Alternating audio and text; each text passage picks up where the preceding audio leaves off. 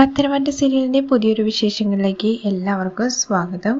Govindan tension അടിച്ചിരിക്കുന്നത് കണ്ടുകൊണ്ട് അരികിലേക്ക് കനക ചെല്ലുകയാണ് കേട്ടോ. എന്നിട്ട് ചോദിക്കുന്നുണ്ട്, എന്തു പറ്റി, നിങ്ങൾക്ക് വയ്യായ്ക്ക് എന്തെങ്കിലും ഉണ്ടോ, പനിയോ മറ്റുണ്ടോ എന്നൊക്കെ ചോദിച്ച് തൊട്ട് നോക്കുന്നുണ്ട് കേട്ടോ.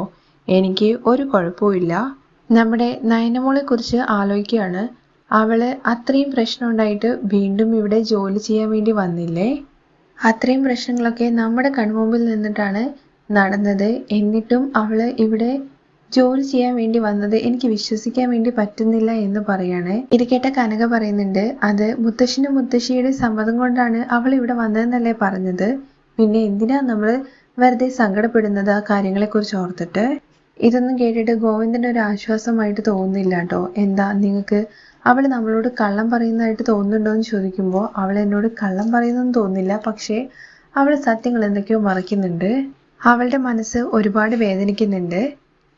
നമ്മളെ മനസ്സ് വേദനിക്കുമെന്ന് കരുതിയിട്ട് അവള് നമ്മളടുത്ത് മനഃപൂർവ്വം എന്തൊക്കെയോ മറയ്ക്കുന്നത് പോലെയാണ് എനിക്ക് തോന്നുന്നത്. അത് നിങ്ങൾ പറഞ്ഞത് ശരിയാണ്. അവളുടെ സ്വന്തം കാര്യങ്ങളെക്കുറിച്ച് ഒരിക്കലും ചിന്തിക്കില്ല. നമ്മുടെ കാര്യങ്ങളെക്കുറിച്ച് മാത്രമായിരിക്കും അവൾ ചിന്തിക്കുന്നുണ്ടാവുക. നമ്മുടെ കഷ്ടപ്പാടുകൾ മൊത്തം എടുത്തിട്ട് അവൾ തലയിൽ വെക്കുകയാണ് ചെയ്തിരിക്കുന്നത്. എന്ത് പറഞ്ഞു കഴിഞ്ഞാലും അവൾ അതൊന്നും കേൾക്കില്ല. എന്താ ചെയ്യേണ്ടതെന്നുള്ള കാര്യമൊന്നും അറിയില്ല. അത് കഴിഞ്ഞ് എനിക്ക് ഞാനൊന്ന് ഫോൺ ചെയ്തിട്ട് നോക്കട്ടെ എന്ന് പറഞ്ഞിട്ട് ഞാനൊന്ന് ഫോൺ എടുത്തിട്ട് വരാമെന്ന് പറഞ്ഞ് കനക ഫോൺ ചെയ്യാൻ വേണ്ടി പോവാണ്. എന്നിട്ട് ഹനിയുടെ ഫോണിലേക്ക് വിളിക്കുകയാണ് കേട്ടോ.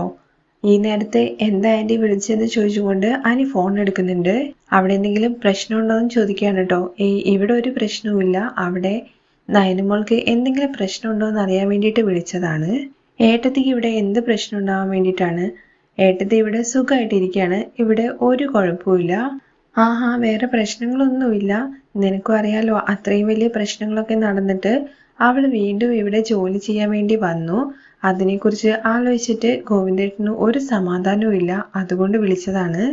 അയ്യോ, അതൊക്കെ ഇവിടെയുള്ള എല്ലാവരും എപ്പോഴേ മറന്നുപോയി. ഏട്ടത്തിക്ക് ഇവിടെ ഒരു കുഴപ്പമില്ല. ഇവിടെ ഏട്ടത്തിക്ക് ഒരു കുഴപ്പമില്ല. അതുകൊണ്ട് തന്നെ നിങ്ങൾ സമാധാനമായിട്ട് ഇരിക്കുകയെന്ന് പറയാണ് കേട്ടോ.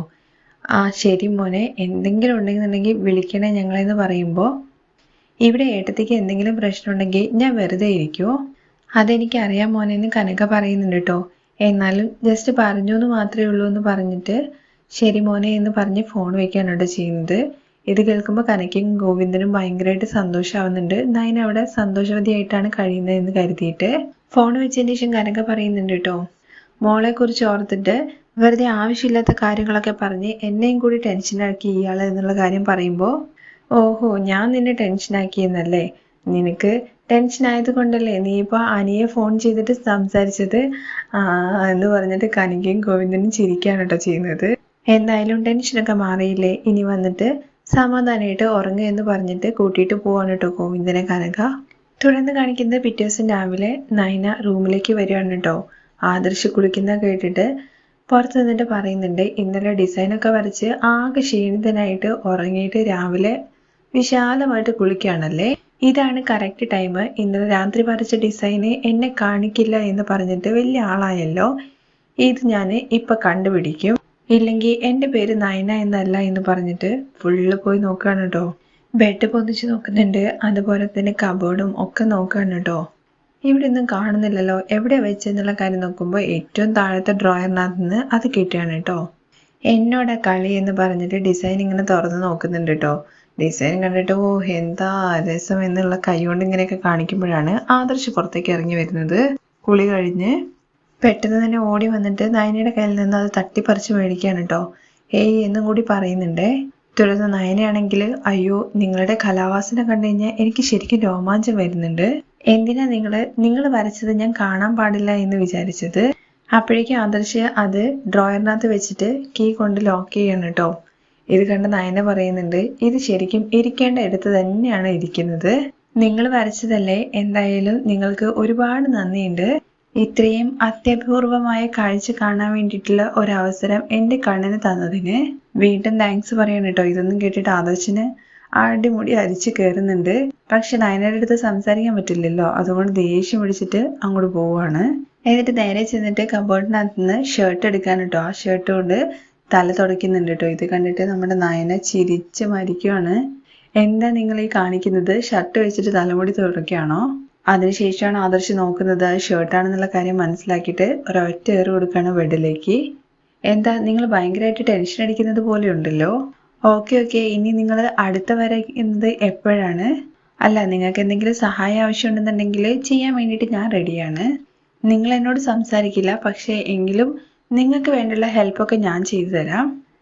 ഇത് കേട്ടിട്ട് ആദർശ് ഓഫീസിൽ പോകാനുള്ള ഡ്രസ്സ് എടുത്തിട്ട് പുറത്തേക്ക് വെക്കുമ്പോൾ, ഓ അപ്പം നിങ്ങൾ ഓഫീസിൽ പോകാൻ വേണ്ടി പോവുകയാണല്ലേ. അടുത്ത ഡിസൈൻസും കറക്ഷൻസും ഒക്കെ നിങ്ങൾ ഓഫീസിൽ നിന്നായിരിക്കുമല്ലേ ചെയ്യുന്നത്?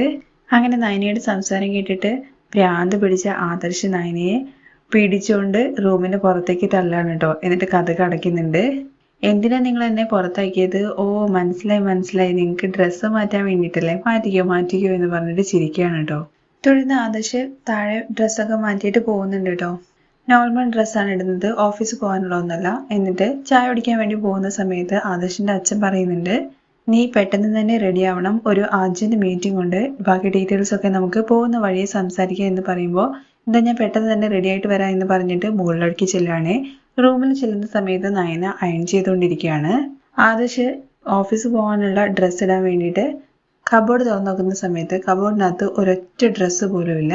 അതിനകത്ത് നയനയുടെ കുറച്ച് സാരികൾ മാത്രമാണ് കേട്ടോ. അതൊക്കെ എടുത്ത് ബെഡിലേക്ക് വലിച്ചു വാരി ഇടുകയാണ്. അത് കഴിഞ്ഞ് നേരെ അരികിലേക്ക് ചെന്നിട്ട് നയനോട് ചോദിക്കുന്നുണ്ട്, കബോർഡിനകത്ത് ഇരിക്കുന്ന എൻ്റെ ഡ്രസ്സൊക്കെ എവിടെയെന്നുള്ള കാര്യം. അതെങ്ങനെയാണ് എനിക്കറിയുന്നത്? നിങ്ങൾ എന്നോട് സംസാരിക്കുന്നില്ലല്ലോ, പിന്നെ ഞാൻ എന്തിനാ നിങ്ങളുടെ ഡ്രസ്സൊക്കെ എടുക്കുന്നത്?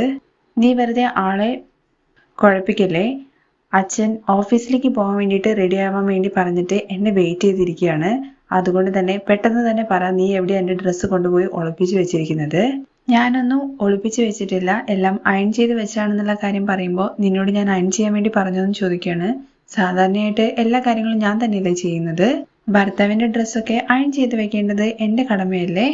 നിങ്ങളെപ്പോലെ വലിയൊരു ഡിസൈനറിൻ്റെ ഡ്രസ്സ് എല്ലാം അയൺ ചെയ്യാൻ വെക്കുന്നത് എനിക്ക് കിട്ടിയ വലിയൊരു ഭാഗ്യമാണ്.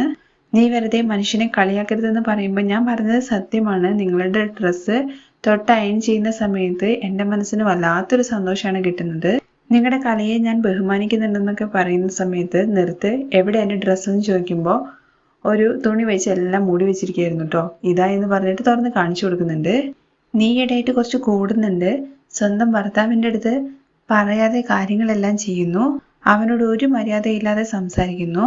എന്താ ഡിസൈനർ അത് ഇതെന്ന് പറഞ്ഞിട്ട് എന്താ കളിയാക്കുവാണോ? നിന്റെ സംസാരം കുറച്ച് കൂടുന്നുണ്ട്, നിന്റെ വായിക്കിട്ടൊരു കുത്തു വരും. തുടർന്ന് ആദർശ് ഡ്രസ്സൊക്കെ എടുത്തിട്ട് കബോർഡിനകത്തേക്ക് വെക്കാൻ കേട്ടോ ആദർശിൻ്റെ തന്നെ. ആ സമയത്ത് നയന പറയുന്നുണ്ട്, ദൈവമേ ഒരുപാട് നന്ദി പറയാനുണ്ട്. ഇത്രയും നേരം എന്നോട് സംസാരിക്കില്ല എന്ന് പറഞ്ഞ എൻ്റെ ഭർത്താവ് എന്നോട് നേരിട്ട് വന്നുകൊണ്ട് ഇങ്ങോട്ട് സംസാരിച്ചിരിക്കുന്നു. ഒരുപാട് നന്ദി. ഇത് കേട്ടിട്ട് ആദർശ് മനസ്സിൽ വിചാരിക്കുന്നുണ്ട്, ദൈവമേ ആ ഡ്രസ്സ് കാണാത്ത ടെൻഷനകത്ത് ഞാൻ അവളുടെ അടുത്ത് സംസാരിച്ചല്ലോ, എല്ലാം വെറുതെ ആയല്ലോ എന്നുള്ള കാര്യം കേട്ടോ. ആ രംഗത്തോട് കൂടിയിട്ടാണ് കേട്ടോ മറ്റൊരു എപ്പിസോഡും കൂടി അവസാനിക്കുന്നത്.